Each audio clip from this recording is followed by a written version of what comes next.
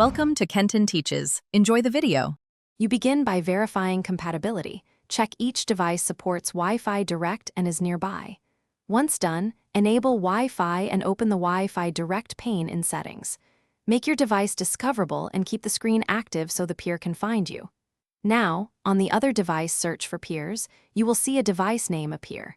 Tap that name to initiate a connection request.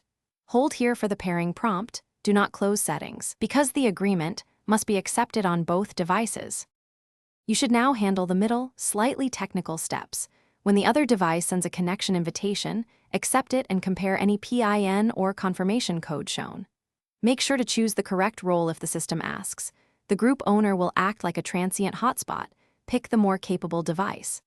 After acceptance, check the Wi-Fi Direct details screen for an IP address and connection status.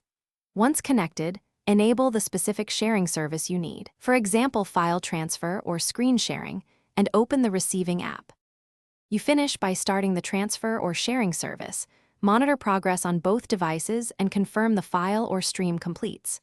Once done, end the Wi-Fi Direct session in Settings to free battery and revoke access. If something goes wrong, try one key troubleshooting tip. Toggle Wi-Fi off and on, then move devices within a few meters and repeat the pairing sequence. This clears transient radio conflicts.